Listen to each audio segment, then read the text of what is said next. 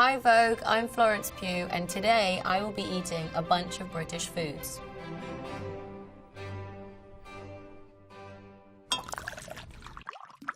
Yeah, I'm ready. I'm just having a biscuit and tea. This is an English breakfast, a full English, as you would say. You usually get this on the weekends after you've had a big night. This is a tomato, obviously. English sausages. Beans, black pudding. Black pudding is made from the blood of pork, I think. I didn't touch them for years, and then I had one in Scotland, and it was amazing. Fried egg, sunny side up, obvi. Bacon.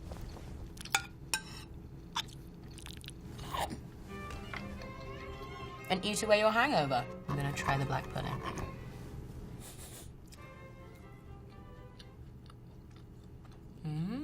That's a good black pudding. And it's spicy. It's fancy.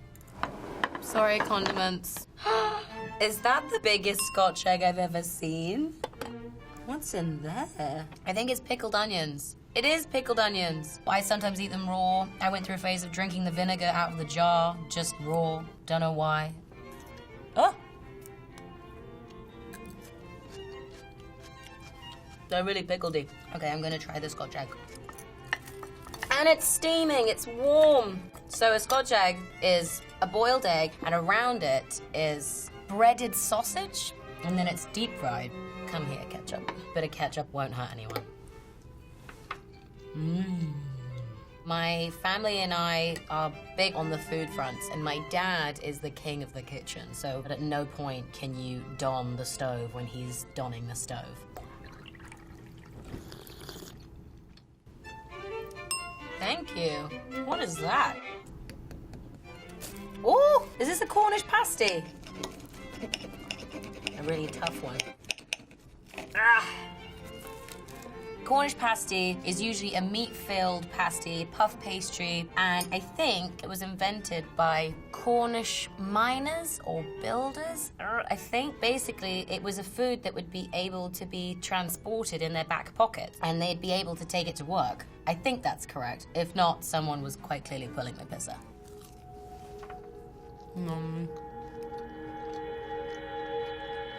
That's a tasty Cornish pasty. This is a shepherd's pie.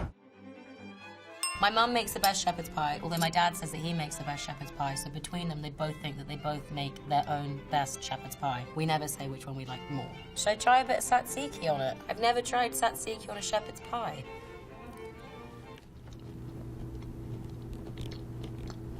It's good. Tzatziki goes with everything. Most of the film sets that we've been on, at the end of a day's shoot, we'll go home and one person will cook. So for example, on Midsummer, Jack would cook a curry and I'd cook a ratatouille because that's one of my favorite meals. I got everybody into my mulled wine on Little Women. They loved that, but it's time for some more food. Oh yay, fish and chips. What's this? Is this malt vinegar? Ooh, it's malt vinegar! Oh, this actually smells like a really good fish and chips. I think my granddad would be proud.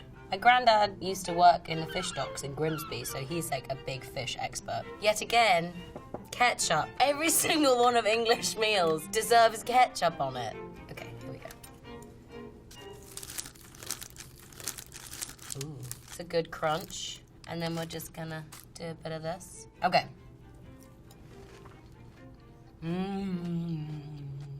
Fish and chips. Oh, that's good. You hear the crunch. In some fish and chip places, you can take your own piece of fish to the chippy and they will deep fry it for you, which is pretty cool, I thought. My granddad does that. Ah, sorry, I don't have any space. I'm so excited. Hang tight. I'm gonna cleanse the palate. It plopped on my forehead. Oh. Ooh. It's a It's a steak and ale pie with a bit of mash. I have no idea what goes into making one of these, but usually they put a beer in there, which is why it smells so good.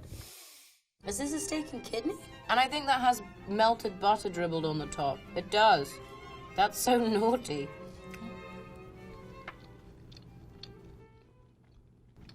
These are quite heavy foods. It's good though. I don't drink water, so I have tea. So this is very new for me.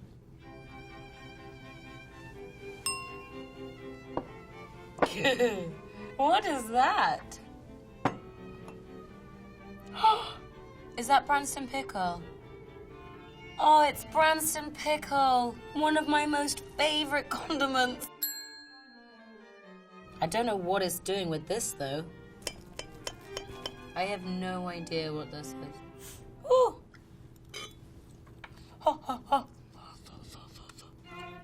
I'm stumped. I have no idea what that is. What is it? Bubble and squeak. Bubble and squeak? Well, this is a fancy bubble and squeak. The idea behind bubble and squeak, it's usually the day after a roast, and there's leftovers. Mashed potato, cabbage, meat if you have it. You put it in the pan and you fry it. But this is fancy. This isn't a whole hot pan and everything. Ooh. I cook pretty much most evenings or lunchtime. I really like it. I find it really therapeutic. For example, I had a really stressful weekend about 3 weeks ago, and my friend was like, let's just go and order food and get a delivery. And I was like, no, I need to cook and I need to chop onions. But it's great. I love it. No! I need a Tide pen. Don't worry, I have my own. See, that's the downside to having such big sleeves. Yay! The magic of Tide pens. It's actually working. Yes! And then you just let that sit for a bit. Okay. Is this a roast? It is a roast. Is it a roast? It's a Cornish hen. I don't think I've had Maybe I have. Let's give it a go. I learnt years ago from Jamie Oliver that he has this really clever way of cutting along the backbone, and then there's a little ridge there where you just nestle the knife down, and you essentially can just push the whole breast off. Thanks, Jamie Oliver. I love Brussels sprouts. There's so much hate on Brussels sprouts, and I love them. This is my favorite dish so far. My little sister has this ongoing bit, which is whenever Dad says we're having chicken, Mole goes, again? It's like Tetris, but for food. Sticky toffee pudding. Do you have any juice? Can I have some juice? Thank you. Ribena! Every person's childhood is full of Ribena. Delicious. Thank you for my juice. Oh, this has potential to be really messy. Go.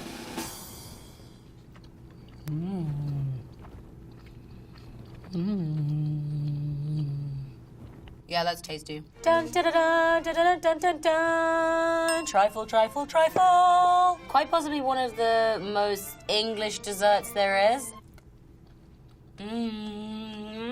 Oh, that's good. My mum usually makes a very boozy version of this. So there's always a Cointreau or like a sweet rum or a liqueur, and it always sits at the bottom, so I'd shove my spoon in and then put it in my mouth, and it would be just not fun for a child. But as an adult, I'm appreciating what she's doing a bit more.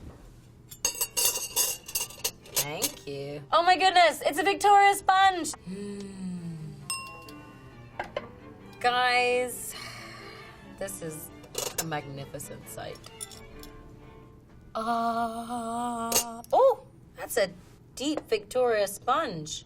This was the first pudding that I loved, and I think it's because of the film Calendar Girls. Helen Mirren was in a cake baking competition, and she bought a Victoria sponge from the shop instead of baking it.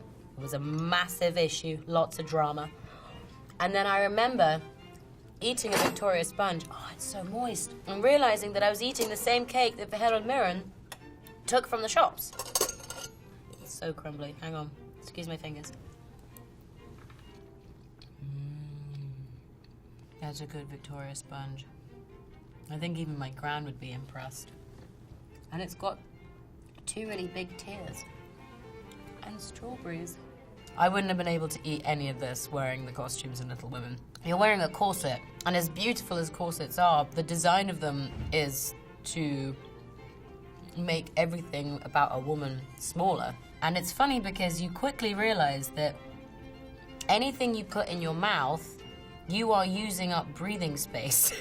So you end up having to weigh up if you want to eat food or if you want to breathe. It's very simple, but they are beautiful. I'll say that. I'm gonna be truthful. At the beginning of this session, I couldn't feel my stomach against the dress. I now can. Thank you guys for watching me eat all this food. I hope you enjoyed it as much as I did. Have a wonderful day. Bye.